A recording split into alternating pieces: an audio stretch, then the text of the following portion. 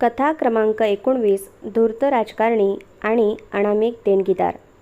जे लोक सत्तेवर असतात त्यांना विविध प्रकारचे मानसन्मान गौरव प्राप्त होत असतात.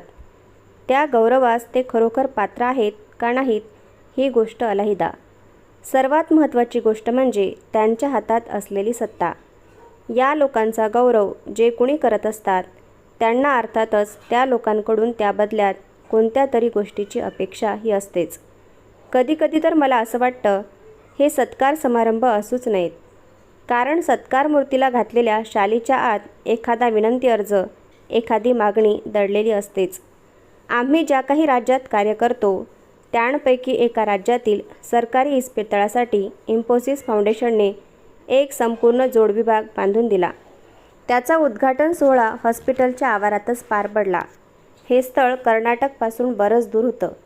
प्रमुख पाहुणे म्हणून त्या राज्याच्या आरोग्यमंत्र्यांना बोलवण्यात आलं होतं. हा कार्यक्रम सकाळच्या वेळी ठेवावा अशी मी संयोजकांना खास विनंती केली होती. म्हणजे कार्यक्रम जर वेळेत संपला तर मला लगेच कारणं त्याच दिवशी वेळेत परत जाता आलं असतं. रात्रीच्या वेळी एकटीनं कारणं जाणं मला बरं वाटत नाही, पण संयोजक काही ते मान्य करेनात.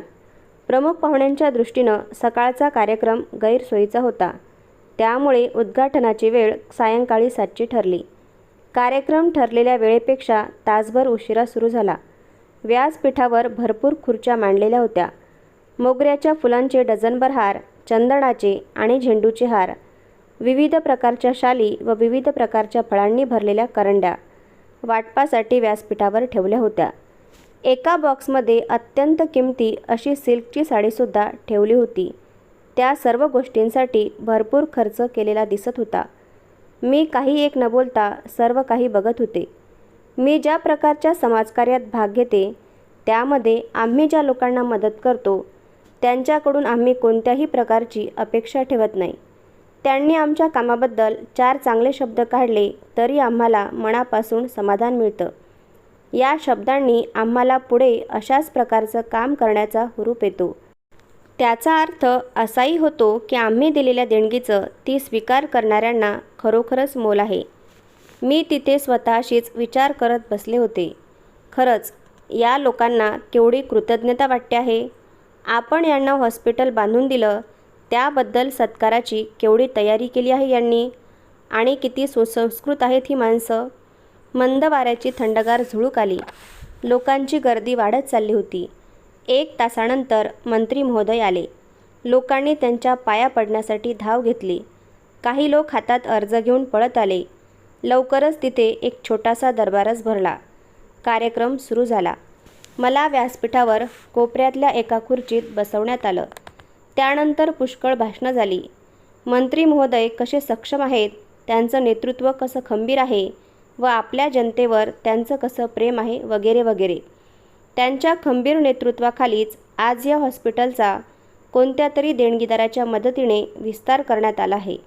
त्यांपैकी एकाही भाषणात देणगीदाराचा किंवा त्या हॉस्पिटलचा साधा उल्लेखसुद्धा नव्हता. जे काही भाष्य चाललं होतं ते सगळं ते मंत्री व त्यांच्या सरकारविषयीच. गाव तसं छोटंसं होतं व तेथील गरीब लोकांना मदत करणं एवढा एकमेव उद्देश आमच्या फाउंडेशनपुढे होता. बाकी काहीही नाही. तो अगदीच मागास भाग होता. त्यानंतर मंत्री इमारतीचं उद्घाटन करण्यासाठी उठले. आपली लोकशाही राज्यपद्धतीवर नितांत श्रद्धा असून आपल्याला जनतेविषयी अतोनात कळकळ आहे असं त्यांनी आपल्या भाषणात सांगितलं. हॉस्पिटलचा अशा प्रकारे विस्तार करण्याची आपली मनापासून इच्छा होती, कारण आपल्याला स्वतःपेक्षाही जनतेच्या स्वास्थ्याची जास्त काळजी आहे. मात्र अजूनही आपण समाधानी नाहीच आहोत, कारण या हॉस्पिटलमध्ये अजूनही बऱ्याच सोयी करण्याची गरज आहे वगैरे वगैरे. त्यानंतर ते माझ्याकडे वळून म्हणाले, मॅडम, आम्हाला पंखे, पलंग, कपाटे, गाद्या, उशा, पांघरुणे, पिण्याच्या पाण्याची सोय अशा अनेक सुविधांची या संपूर्ण हॉस्पिटलसाठी गरज आहे. तुमचे लोक या सर्व सुविधा करून देऊ शकतील अशी माझी खात्री आहे. त्या सुविधांचा हे लोक उत्तम फायदा करून घेतील असं मी आपल्याला आश्वासन देतो. मी त्यावर काहीच बोलले नाही. त्यानंतर कार्यक्रमाचा सर्वात महत्त्वाचा भाग झाला. तो म्हणजे ज्या लोकांनी या हॉस्पिटलच्या उभारणीत मदत केली त्या लोकांचा सत्कार. त्यानंतर राष्ट्रगीत होऊन कार्यक्रम संपला. मंत्री महोदय घाईने आपल्या गाडीत जाऊन बसले व त्यांच्या मागे लोक पळत सुटले. मी तिथे एकटीच उभी होते, मॅच संपल्यावर मैदानाच्या एकट्यात उभ्या असणाऱ्या खांबासारखी. आता संपूर्ण परिसर ओकाबोका झाला होता. व्यासपीठावर सर्वत्र कुस्करलेल्या फुलांचा खच पडला होता. मंडपाचा अंतर्भाग सोडून बाहेर सर्वत्र अंधार होता. एक चुरगळलेला हार आणि बॅग घेऊन मी एकटीच उभी होते. माझ्या समोरच आमच्या फाउंडेशनने बांधलेली नवी कोरी इमारत होती. त्याच्या आत दिव्यांचा लखलखाट होता. त्या इमारतीच्या उभारणीत अर्थातच माझे एकटीचे परिश्रम कारणीभूत नव्हते. वास्तुशिल्पकार होते, कारागीर होते, विश्वस्त होते, इतर अनेक लोक सहभागी होते. त्यांच्यापैकी कोणाच्याही नावाचा येथे उल्लेख झाला नव्हता.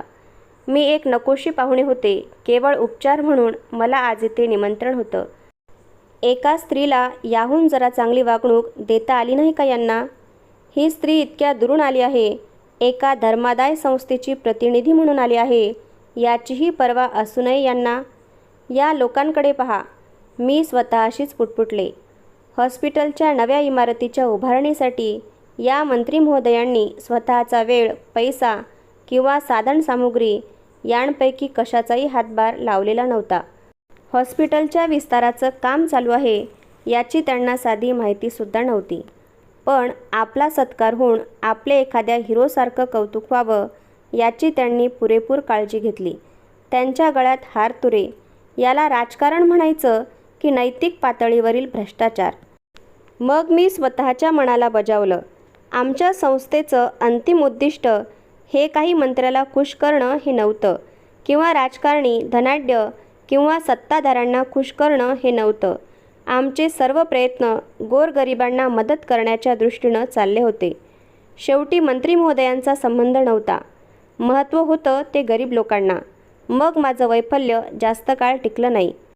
फाटक्या तुटक्या कपड्यातील एक वृद्ध स्त्री माझ्यापाशी आली आणि म्हणाली, "अम्मा, कुणीतरी मला सांगितलं की तुमच्या कंपनीनं ही इमारत बांधली. आम्ही त्याबद्दल तुमचे खूप आभारी आहोत.